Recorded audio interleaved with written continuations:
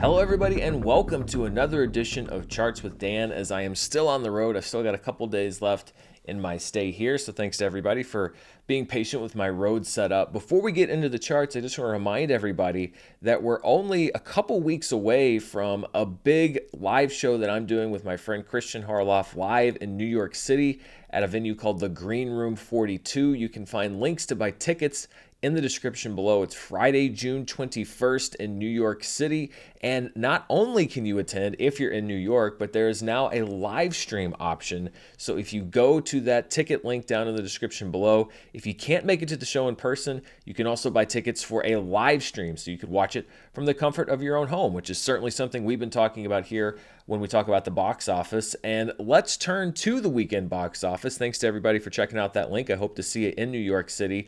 Finally, some good news to talk about at the summer box office, because Bad Boys Ride or Die didn't just meet expectations, it exceeded expectations. The estimate's coming in at $56 million. Reporting has said that it could come in higher than that, maybe even $57, $58 million when final numbers come in.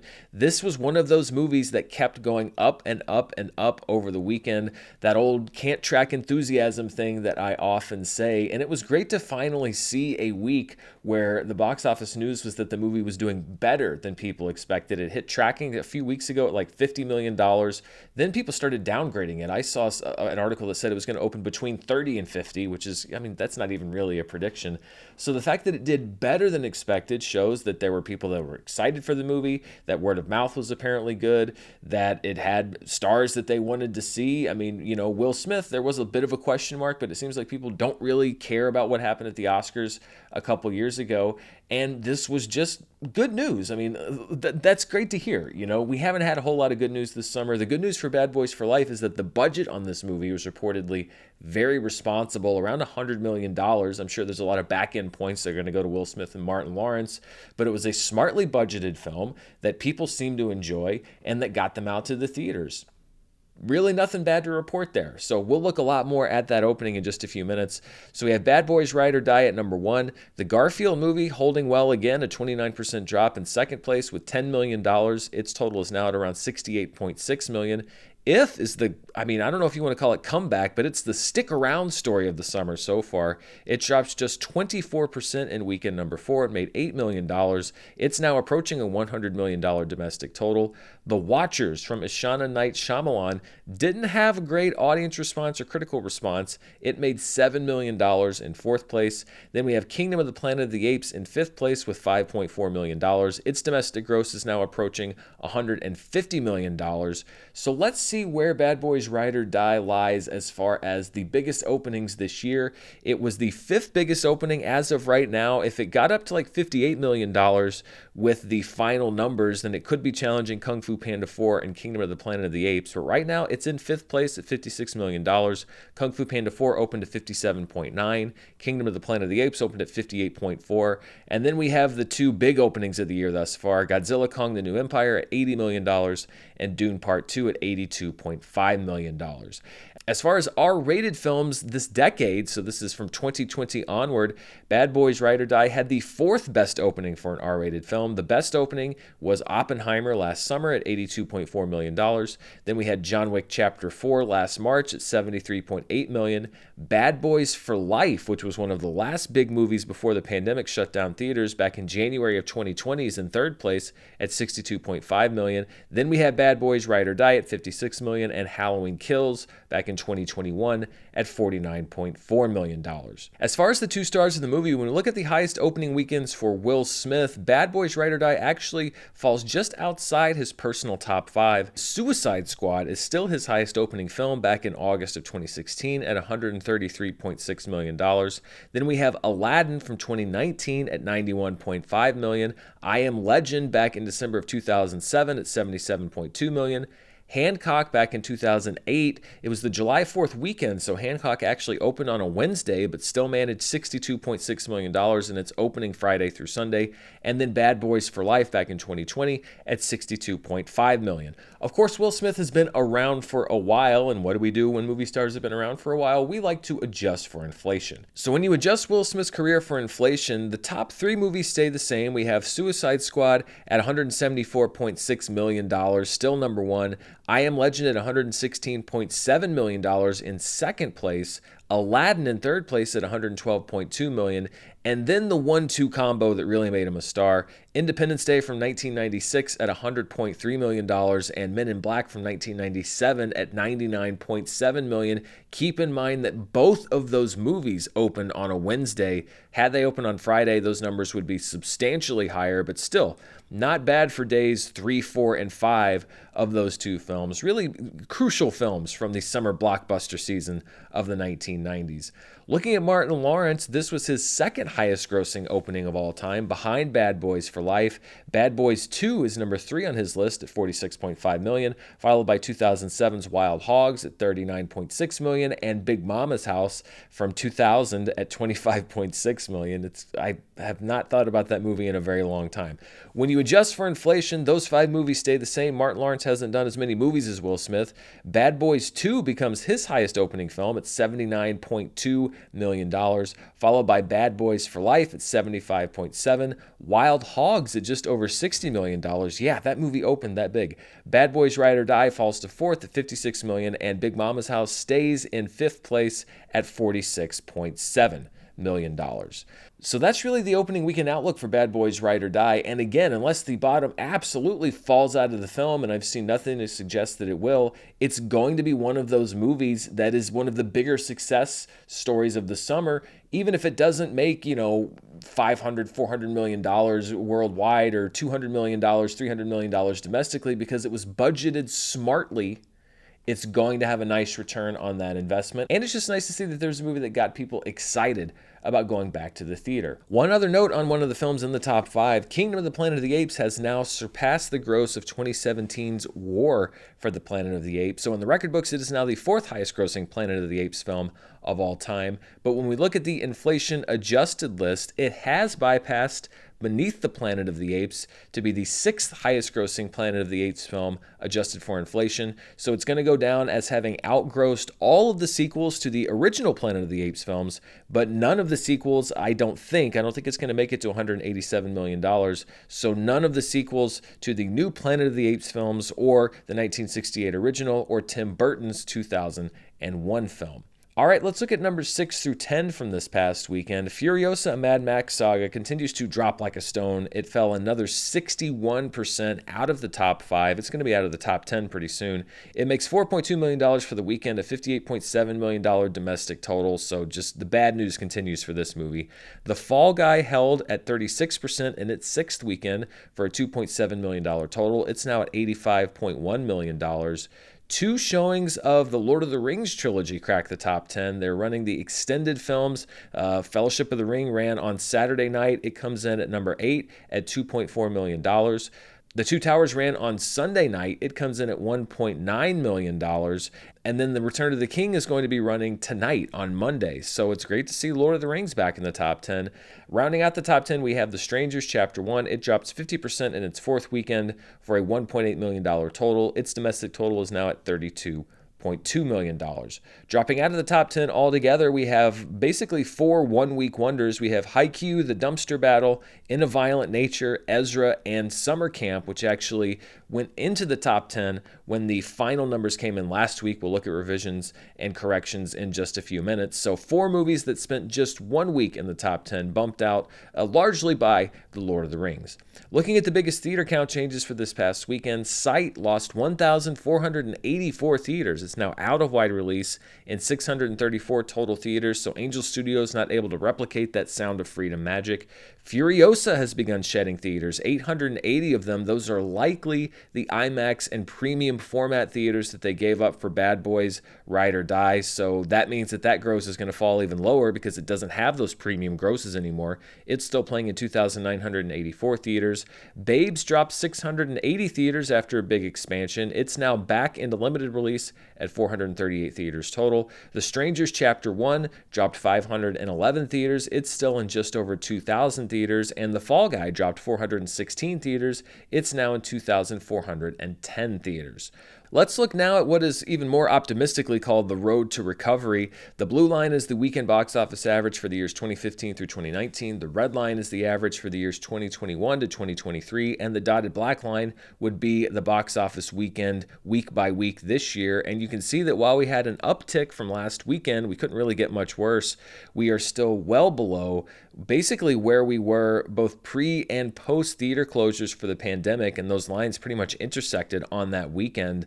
We couldn't even get close to it. We're about $50 million shy, so Bad Boys Ride or Die had a good weekend, but the box office in general is still far below where we have been historically. The highest performing film for the 2021 to 2023 window was Jurassic World Dominion. The highest performing film for the 2015 to 2019 window was the continued performance of Wonder Woman back in 2017. Let's turn now to movies playing outside of the US and Canada, to the international scene. Bad Boys Ride or Die opens to $48.6 million outside of the US and Canada, followed by the Garfield movie at $15.3 million, Furiosa, a Mad Max saga at $13.7 million, and then two films from China, Be My Friend at $7.7 million and Walk the Line, not the Johnny Cash story, at $7.5 million. When you take those international grosses, you combine them with the domestic grosses, we get the top 5 films worldwide for this past weekend. And Bad Boys Ride or Die opens to over $100 million, $104.6 million worldwide.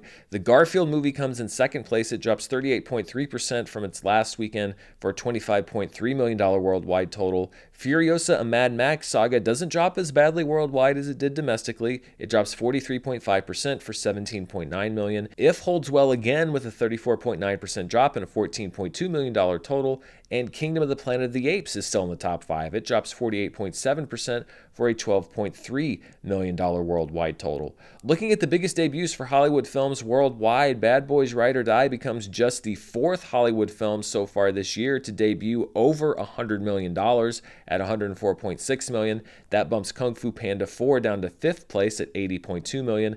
Kingdom of the Planet of the Apes opened to $130.9 million back in May. Dune Part 2 opened to $182.5 million in March, and Godzilla Kong the New Empire, still the biggest worldwide opening for a Hollywood film this year at just over $194 million. Also, speaking of Godzilla Kong the New Empire, I haven't seen these grosses made official on the various box office reporting sites, but I have seen several media reports that it has bypassed Kong Skull Island to become the highest grossing legendary MonsterVerse film worldwide at $570 million. So the new king has replaced the old king. We have Godzilla Kong the New Empire, followed closely by Kong Skull Island, 2014's Godzilla, Godzilla vs. Kong, and Godzilla King of the Monsters. As I mentioned earlier, sometimes things change when the final numbers come in, so let's go back and do some corrections and revisions to a couple of last week's numbers. We had a very close race for second place last weekend, and Furiosa did end up taking that number 2 spot by about $280,000, so it's an official 59% drop in weekend number 2 and a second place finish for Furiosa. If does wind up in third place, it drops 34.9% and $10.5 million.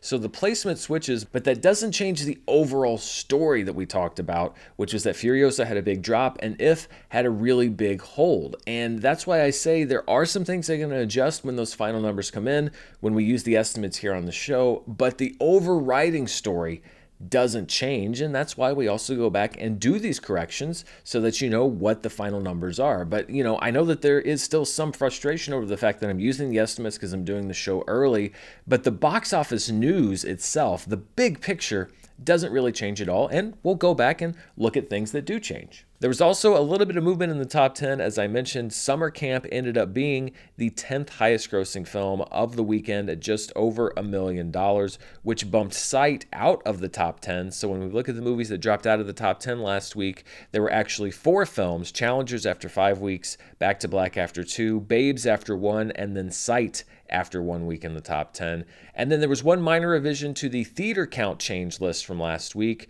The Blue Angels did not have reported numbers when I did the show, so Back to Black, Babes, and Tarot still had the biggest theater count changes of the weekend. The Blue Angels dropped 350 theaters, again, all IMAX theaters, remaining in 100 theaters, and The Strangers Chapter 1 had the 5th most theater changes with 329 theaters lost, but still in 2,500 theaters.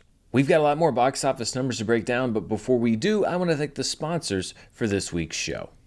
This video is brought to you by The Perfect Gene. The word perfect gets thrown around a lot, whether it's movies or a sunset or your kids. Okay, I don't know your kids, maybe they are perfect, but I do know jeans. I wear them all the time, and I can tell you that The Perfect Gene really does make jeans that are, well, perfect. The Perfect Gene isn't just comfortable, they're also stretchy and light enough to wear even in the summer when other jeans can turn things down south into a, marshland. And they fit great too. I've struggled to find well-fitting jeans for years, but these sit comfortably on my weird combination of waist size and leg length. If I'm going to be outside for any length of time this summer, you can bet I'll be grabbing my jeans from The Perfect Gene. And they've also revolutionized the t-shirt world as well, making shirts that accentuate everything you want while also stretching to cover that extra beer belly that you might not want to show off. It's finally time to stop crushing your family jewels in uncomfortable jeans by going to theperfectgene.nyc. Fans of the show get 15% off your first order, plus free shipping, free returns, and free exchanges when you use the code DAN15 at checkout. That's 15% off for new customers at theperfectgene.nyc with promo code DAN15. After you purchase, they'll ask you where you heard about them, so please support the show and tell them that we sent you. F your khakis and get The Perfect Gene. So those are the corrections and revisions from last week's show. Let's do an update now on the summer box office.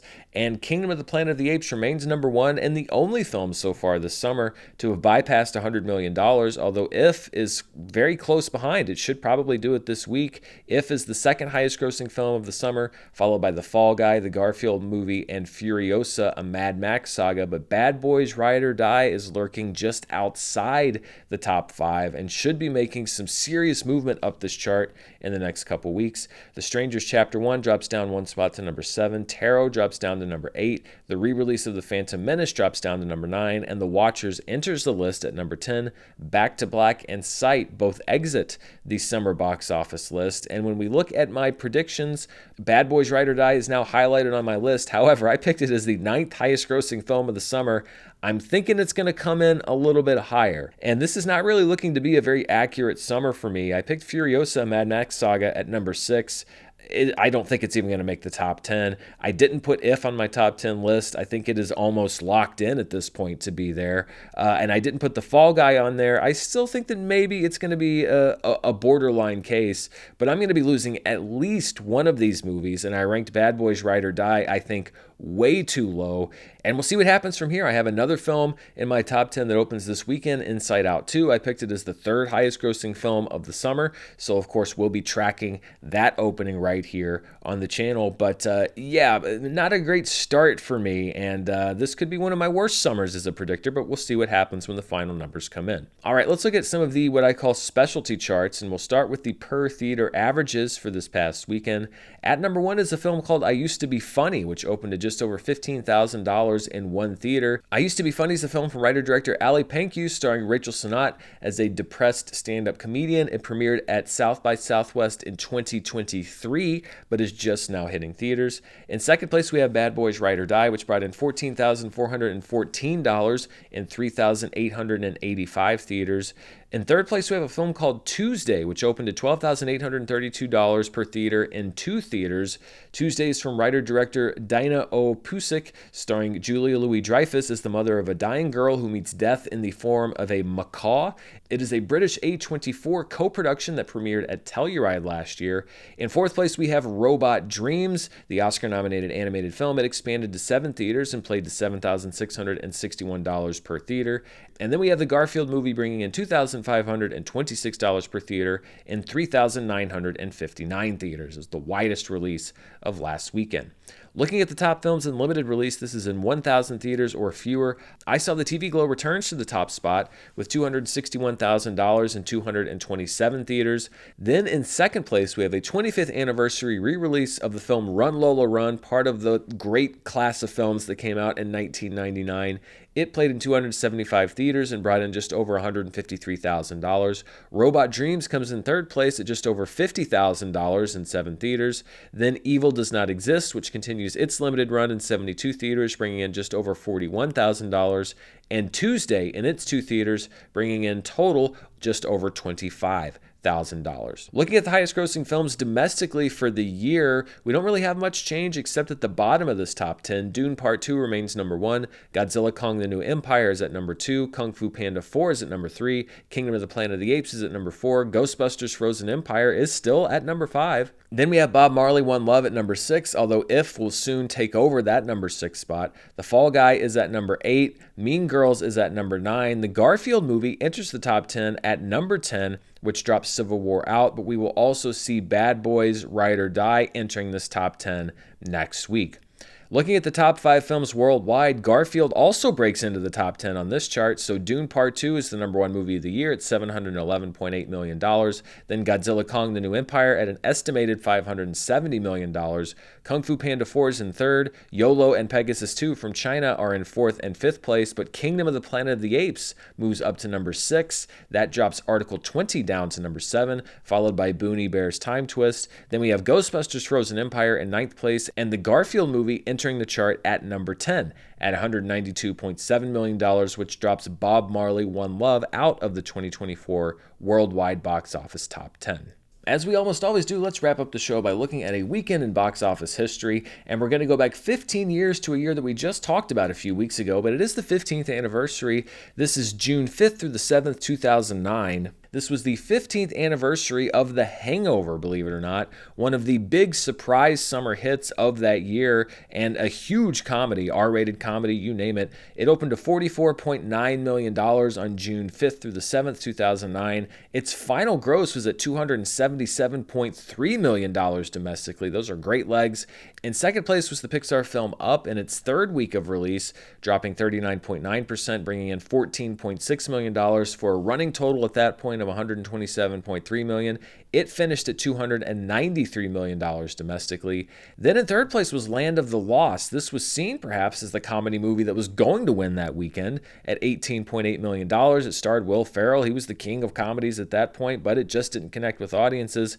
Opened at $18.8 million and wound up at $49.4 million domestically. Night at the Museum Battle of the Smithsonian came in fourth place in its third week, dropping 39.9% for a $14.6 million weekend. It had a final domestic total of $177.2 million. Those are very popular films.